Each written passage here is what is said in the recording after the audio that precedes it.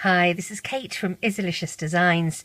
Today I thought I would touch on the half double crochet.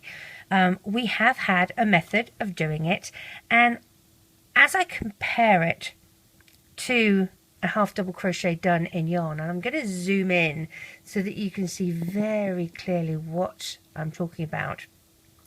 When you look at a half double crochet done in yarn, you can see here that you have your baseline stitch here, which I've done in green, okay, and then you have this loop here, okay, and there's the back here, and then you have a loop that is your stitch, your next stitch, okay.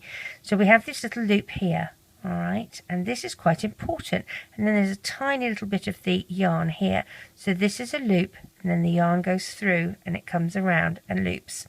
Now what we had done before is, if you have a look, here's, and I'm stretching it out so you can see, here's our little loop, but that little piece of yarn that goes here is coming out on top, and then we have our stitch. So it's not actually a realistic way of doing a half double crochet.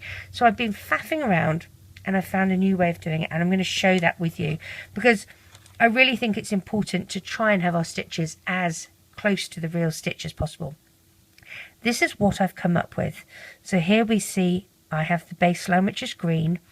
This is our loop here, which is this loop here, okay, and then here's the loop that goes around, which is this new stitch here, as you can see.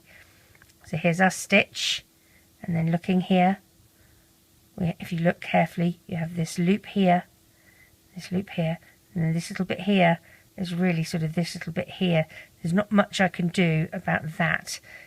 It's here. So the stitch comes around like this, and there's this little bit here. So I'm going to show you how I did this. It's very similar to how the original way I did the half double crochet, but I think this is a little bit more true to the actual stitch and will look nicer when you're working on your especially crochet patterns where they're asking you to do something. So we're going to start by doing our little end cap and wrapping a single band around your hook twice like that. This would be the equivalent of yarn doing a slip knot. We're going to chain 10. Now our little row is going to be 10, okay, but in order to make a row of 10 we actually have to extend it a little bit to give us some turning chains. So I'm going to chain 10. I'm doing that in green.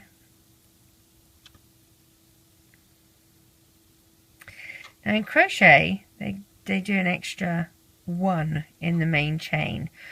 We're actually going to do an extra 2, and the reason being is that we don't have a piece of continuous yarn to count, so we have to use a band.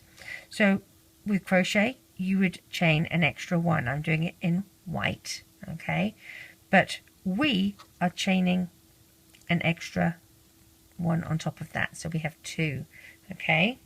Now the trick then is to count back 3. The one that is on your hook, so this one here, you don't count. That doesn't count as a chain.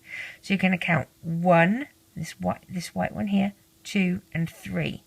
Okay, so it's in the second green band. You're going to put your hook through like this.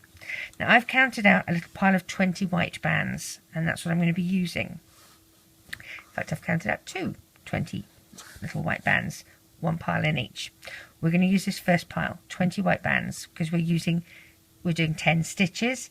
We use 2 bands per stitch. So normally we would pull our band through like so and add this front loop to this first loop here on our hook.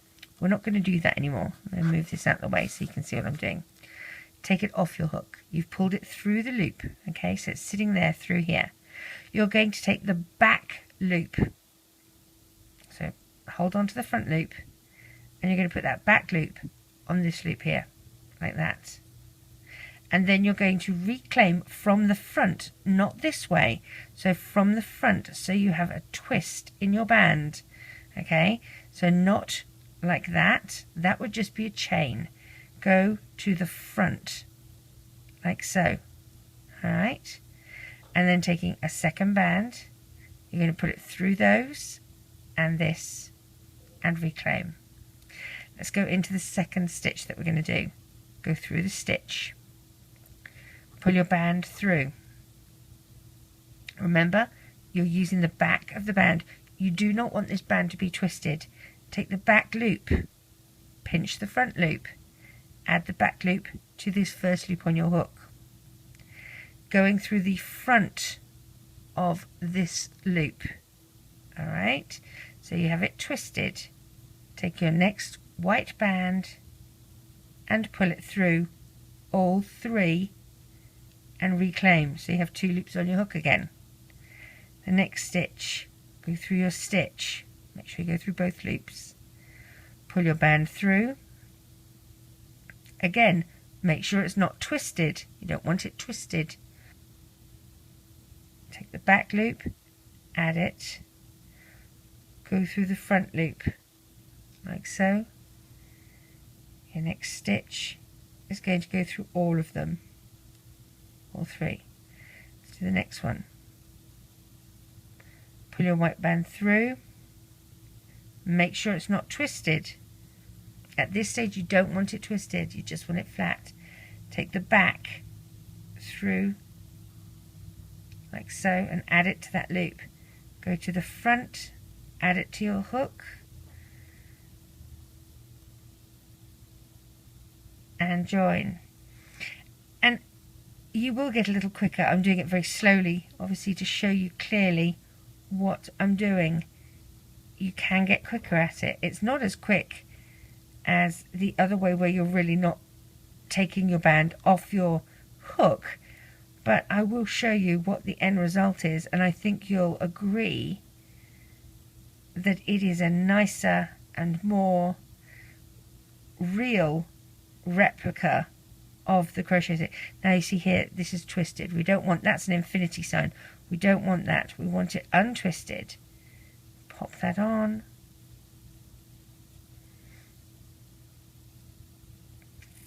Now I'm going to show you this, 1, the stitch itself, but 2, when you're working in rows, can always be a bit tricky to know how many to add on extra and whatnot. So this is my last stitch. Do you see the end cap on the end? Ignore that.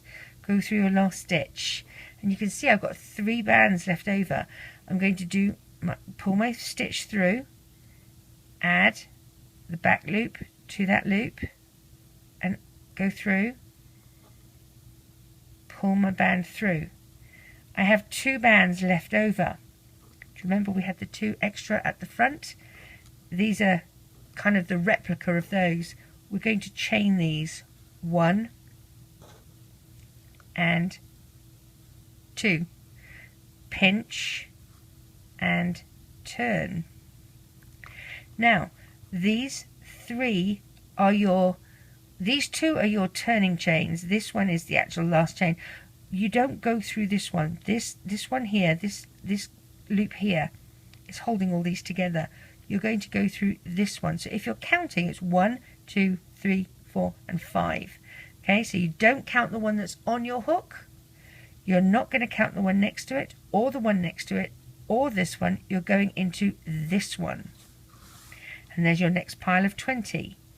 You're going to pull through, take the back, add it to that one, go through the front and join together.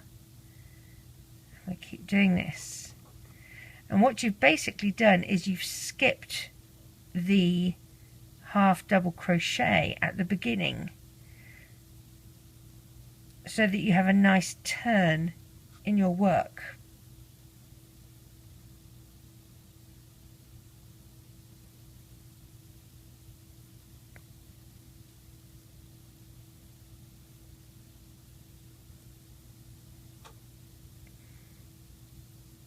And I have to say, in yarn, this stitch is so easy, and it is not so easy when you're working in bands.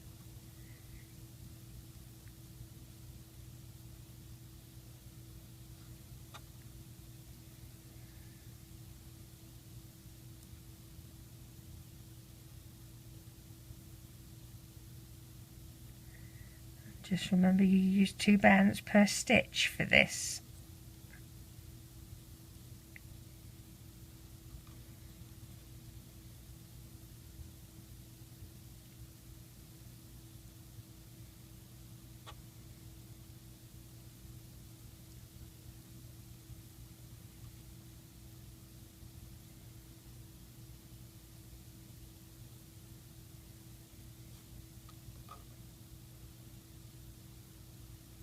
And you can see I have 4 bands left, so you know you need to go through this last one here. Go through, add your last stitch.